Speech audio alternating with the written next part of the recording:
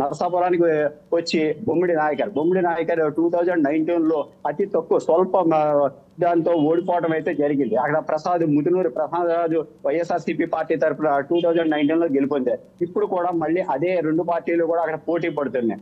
ఇప్పుడు బొమ్మిడి నాయకర్ అగ్నికుల క్షత్రియులకు సంబంధించిన నేత లీడర్ కావడంతో ఇప్పుడు తప్పకుండా ప్రజల మన్ననలు తనకే ఉన్నాయి, ఖచ్చితంగా నేను గెలుపొంది తీరదానంటున్నారు. ఇప్పుడు కొత్తపల్లి సుబ్బారాయుడు అలాగే దీనికి సంబంధించిన టీడీపీకి సంబంధించిన పొత్తూరు ఆంజనేయులు అలాగే మిగతా ఫౌండేషన్ కి సంబంధించిన నాయకులు అందరూ కూడా అంటే బీజేపీకి టీడీపీకి జనసేనకి సంబంధించిన నాయకులు కూడా బొమ్మిడి నాయకుడికి పూర్తి సపోర్ట్ ఇవ్వడంతో ఖచ్చితంగా అక్కడ గెలుపు నల్లేరు నరకమే బండి లాంటి దాన్ని కూడా అక్కడ ప్రధానికం అది భావిస్తుంది. అది ఎంతవరకు అన్నది ఇంకా టైం ఉంది కాబట్టి వేసి చూడాలి. అలాగే ఇటు తాడేపల్లిగూడెనికి వచ్చి బొలిశెట్టి శ్రీనివాస్ ఆయన కూడా 2019లో అక్కడ ఉన్న కొట్టి సత్యనారాయణపై గెలుపొందలేక స్వల్ప మెజార్టీతో ఆయన కూడా ఓడిపోవడం జరిగింది.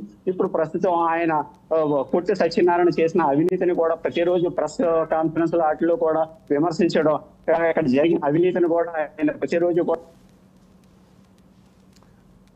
Right, thank you Brahmendra updates అందించినందుకు. అది మొత్తం 21 నియోజకవర్గాల్లో జనసేన అభ్యర్థులు పోటీలో ఉన్నారు.